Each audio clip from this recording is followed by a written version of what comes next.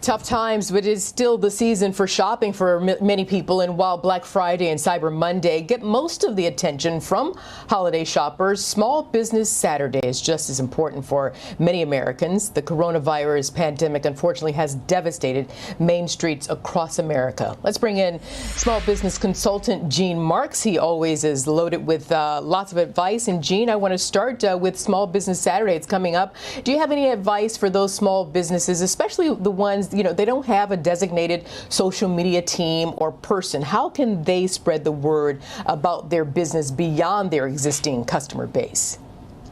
Yeah, thank you, Arthel, and good to see you.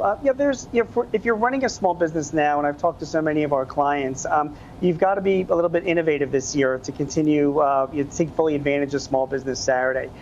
You've got to be selling more online. In fact, online sales this year have gone up more than 35%. And a lot of that is because a lot of small businesses have pivoted from selling directly from their store, but also moving online. A lot of business clients that I have, Arthel, they're offering good discounts to their customers as well. They're extending their store hours as well. They're allowing people to order from their website and then come to the store and pick it up.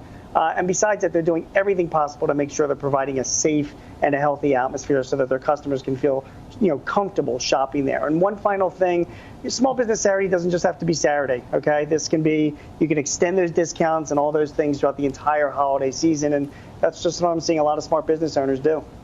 That's good advice. And, the best thing we can do to help our local businesses and the small businesses we're talking about during these challenging times, of course, is to purchase their goods and services. But should we order early and, as you said already, continue ordering and be patient? I mean, because we can't expect them to have the big time operation like some of the bigger companies have. So if you want to order 5 gifts from this one, small business online, you have to pack your patience, I'd imagine. And how else can we help them? Yeah, you really do. And I'm sure you're doing the same thing. I mean, if you have the opportunity to order out more from your local restaurants, take advantage and do that. I mean, I'm talking to you from Philadelphia right now, and our restaurants are, for the most part, shut down. No indoor dining, restrictions on outdoor dining. They really need the help. Another thing to consider with your small business, people that you frequent, buy gift cards. A lot of them offer gift cards. Even if you're not thinking of buying something right now, they get the cash up front, which is sorely needed right now. And then, of course, you can take those gift cards, use them some other time, or give them to friends and family for holiday gifts. So those are just 2 things you can do to really support your small businesses in your community. And it's a very, very important thing you need to do. Really great advice. And also, if you're going to, say order from your local restaurant and you're going to take out, make sure you still tip. Those people are still working really hard to be there for you. Yeah, I forgot to mention that. I'm really glad you brought that up because the biggest people that are hurt, it's not just the business owners during this whole pandemic. It's their workers, Arthel. You know that, right? A lot of them are hourly workers. They're struggling through all of this. So, yeah, you're 100% right. When you're going to buy something, add on an extra tip. The extra few bucks might not be a big deal to you, but it makes such a big difference to somebody who's making $7 or $8 or $10 an hour. So please try and do that. And as we know, unfortunately, millions of Americans are still unemployed. You've got people trying to find ways to make money. What's your advice, Gene, for people who are maybe looking to start a business, find a new revenue stream? Well, I don't know if you find this interesting. I certainly do, Arthel. The U.S. Census Bureau just released data.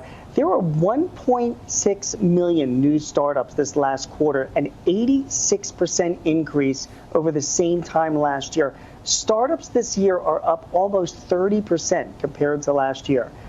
So a lot of people are thinking of starting business. A lot of people are doing it because they have to. They have to make ends meet. People are working from home a lot more, and they've got a few extra minutes where they can actually focus on starting something else up. So if you've got an idea to start up, nowadays to start up your own online business, to go to Amazon or Etsy or eBay and sell your products online, not as difficult to do as you think. It takes a little bit of effort, but if you think you can make a go at doing that, I think you should.